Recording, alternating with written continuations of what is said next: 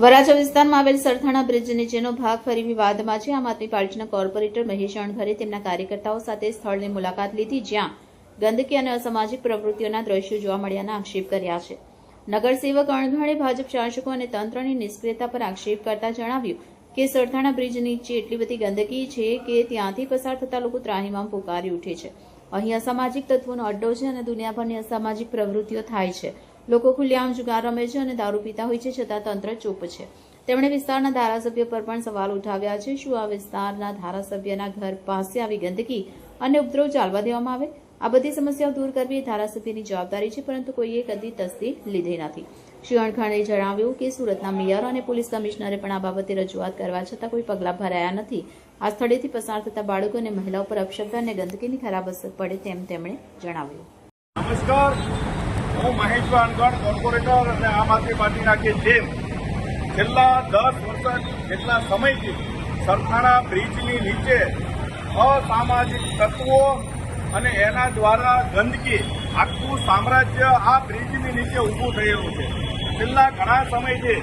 અને આજથી 1 જુલાઈની આસપાસ આ વિસ્તારમાં અહીંના અધિકારીશ્રી તેમજ મેયરને દરેકને એક વિડીયોના માધ્યમથી જાણ કરી અને એ અગાઉ પણ અસંખ્ય વખત પત્રના માધ્યમથી જાણ કરી કે જે વિસ્તારની અંદર એટલે કે સરથાણા બ્રિજની નીચે એટલું ભયાનક ગંદકીનું દ્રશ્ય હોય છે। અહીંયા મોટા ભાગના લોકો જુગાર રમે છે અને અહીંયા ગાંજાના પણ વેપાર થાય છે। તેમ છતાં આ બાબતે આ ગંદકી દૂર કરવા માટે કોઈ પણ તંત્ર પગલાં ભરતું નથી।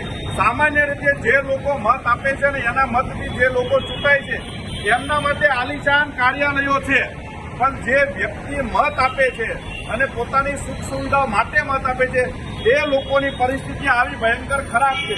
સામાન્ય જનતા ગંદકીમાં રહેવા માટે મજબૂર છે અને જે મત લઈને જીતી ગયેલા નેતાઓ એ આલીશાન કાર્યાલયની અંદર બેસી વહીવટો કરે છે, પૈસાઓ બનાવે છે, બંગલાઓમાં રહે છે। આ શા માટે?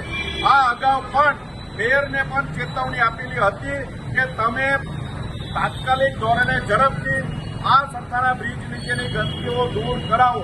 અહીંયા રહેતા અસામાજિક પ્રકારના અમુક લોકો જે અહીંયા ગાંજાનો વેપાર કરે છે, અહીંયા જાહેરમાં જુગાર રમે છે, અહીંયાથી પસાર થતા લોકો એ બાળકો ઉપર એની હાનિ થાય, એમના વિચારો બદલી શકે અને અલગ પ્રકારનો એક સમાજ ઉભો થવાની ખૂબ મોટા પ્રમાણમાં શક્યતાઓ છે।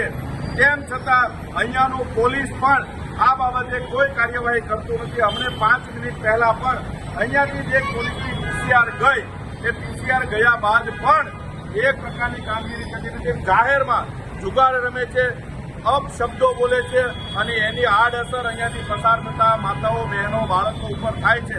તેમ છતાં કોઈ કાર્યવાહી થતી નથી।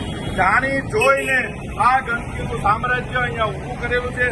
અહીંયા વસવાટ કરતા જે અમુક લોકો છે જાહેરમાં જ મળમૂત્રનો ત્યાગ કરે છે અને એનાથી આ વિસ્તારના લોકોની અંદર મેલેરિયા કે અન્ય પ્રકારના પણ કૃમિઓની શક્યતાઓ વધી જાય છે અને બીમારીનો ભરડો આ વિસ્તારની અંદર લહેરે છે।